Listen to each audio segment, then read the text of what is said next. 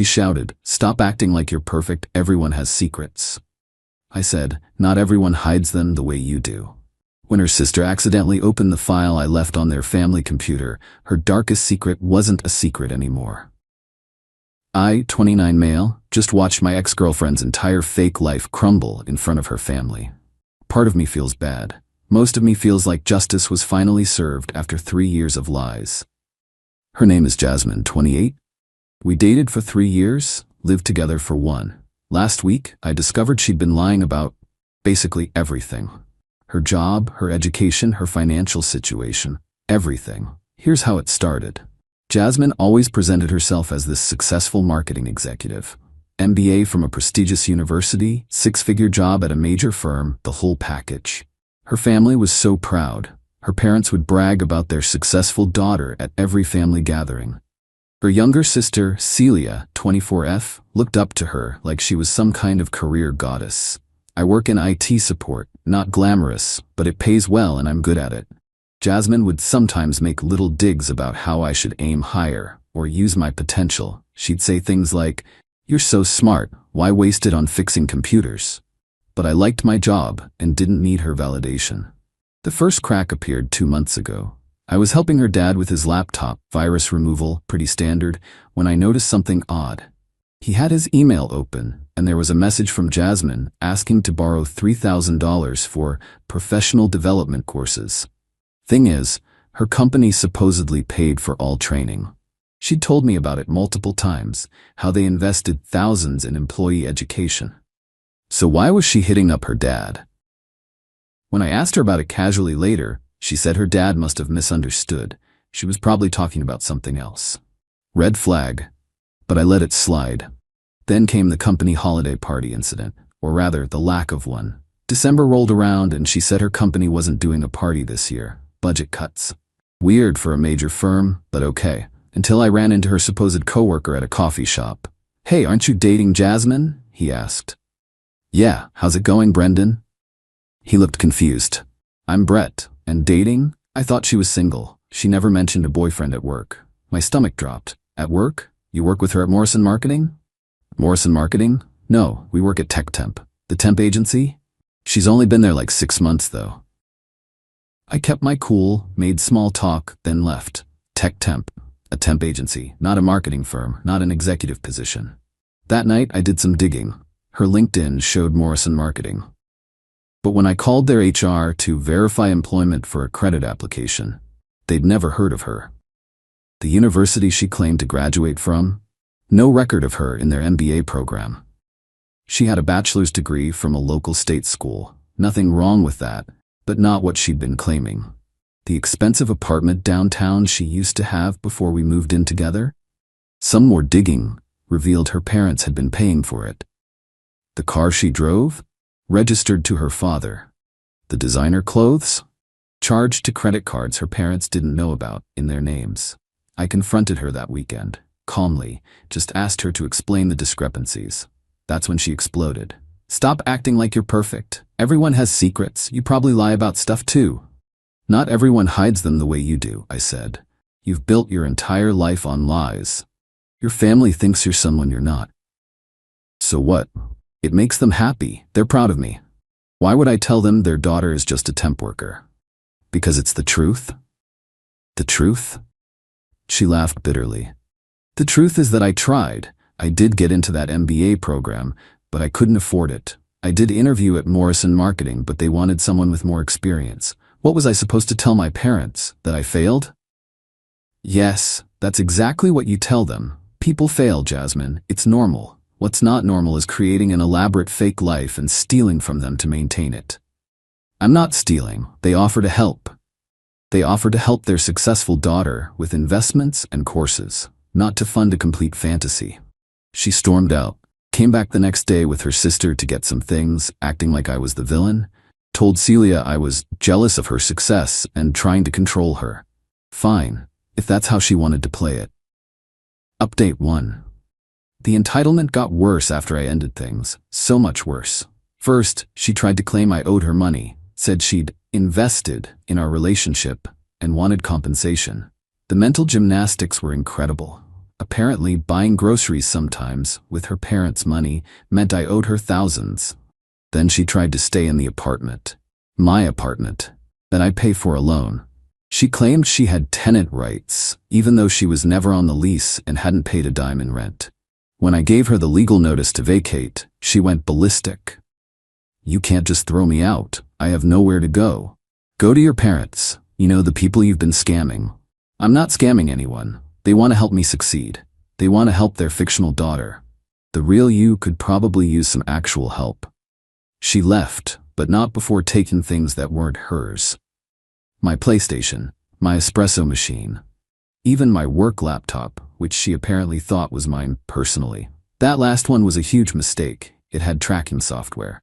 I called the police, showed them the tracking data. They recovered everything from her car, and she got a warning about theft. She tried to tell them we were still together, and it was a misunderstanding. The officer looked at the restraining order paperwork I'd started and told her to stop lying. But here's where it gets really crazy. She started applying for credit cards. In my name, using information she had from living together. I only found out because I have credit monitoring. IT paranoia pays off. Shut that down real quick. Fraud alerts on everything. Police report filed. The credit card companies were very interested to learn about her history of doing this to her parents. Then last week, I get a call from her dad, Robert.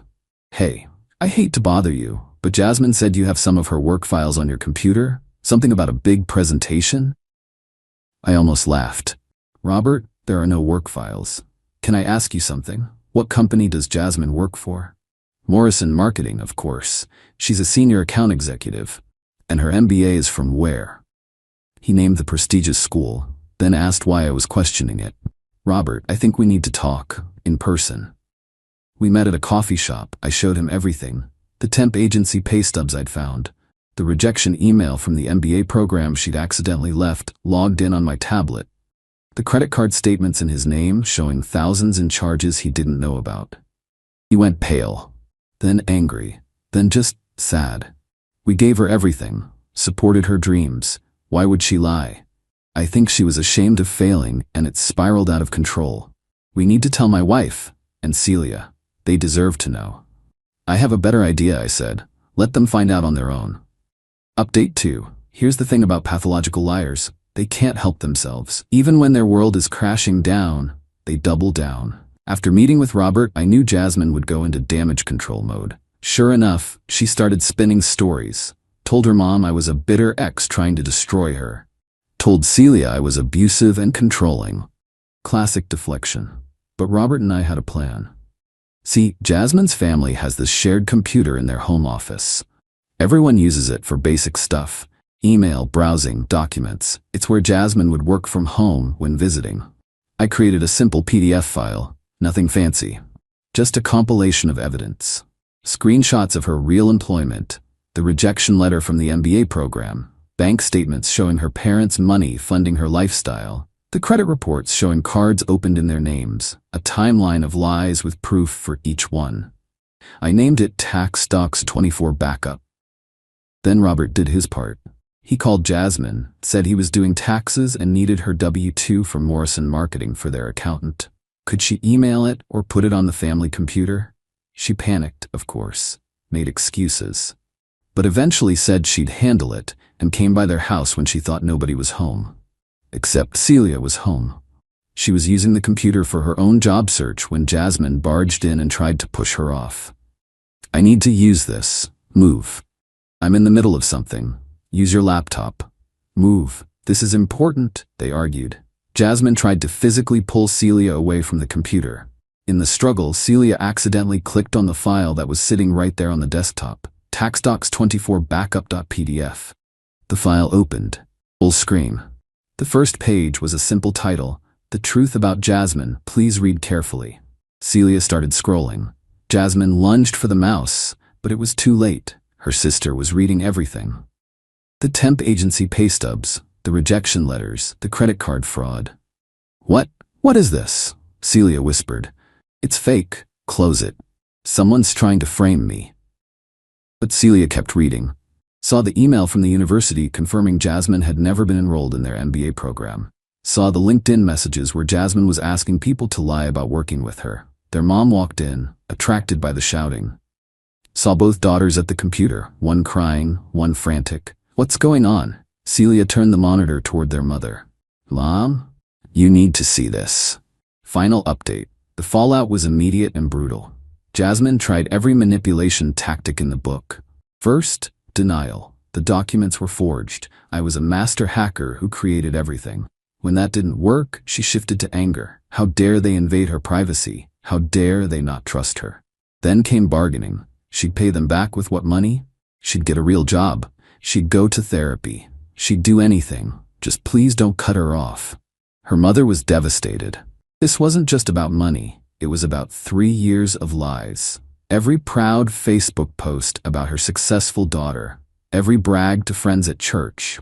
Every time she defended Jasmine against relatives who questioned why she still needed financial help, despite her 6-figure job. But the real explosion came when they discovered the extent of the credit card fraud. 17 cards. 17.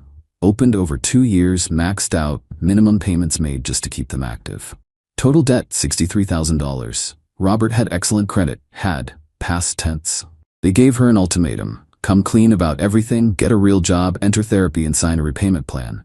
Or they'd press charges and she'd be on her own. She chose option 3. Blame everyone else and run. Showed up at my apartment at 11 p.m., mascara running, screaming about how I'd ruined her life, how her family had turned against her, how it was all my fault. You destroyed everything. They won't even talk to me. I didn't destroy anything. I just stopped enabling your lies. I was going to tell them eventually, when I actually got the job I wanted.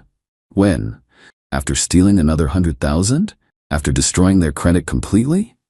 Stop acting like you're perfect. You probably have secrets too. Not everyone hides them the way you do, Jasmine. Normal people don't build their entire existence on deception. She tried to push past me into the apartment. I held firm. Let me in. I have nowhere else to go. That's not my problem anymore.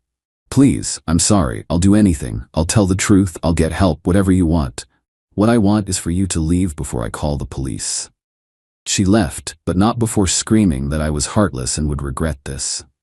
The next morning, I got texts from numbers I didn't recognize.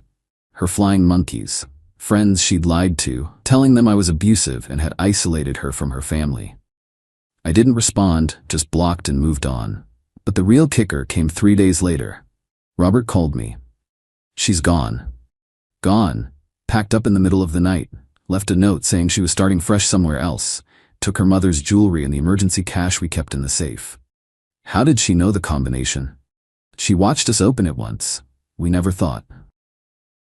He sighed. We're pressing charges now, for everything. They found her a week later, 2 states away, trying to use a fake ID to get a job. The fake ID had her real photo but claimed she had an MBA and 5 years of executive experience. Some people never learn. She's facing multiple felony charges now. Credit fraud, identity theft, grand larceny. Her parents are in therapy, trying to understand how they missed the signs. Celia's been the strongest, using the experience to start a blog about financial literacy and family fraud. As for me, I'm doing okay. Still at my IT job that apparently wasn't good enough for her. Dating someone new who thinks fixing computers is actually pretty cool. Someone who has a normal job and tells the truth about it.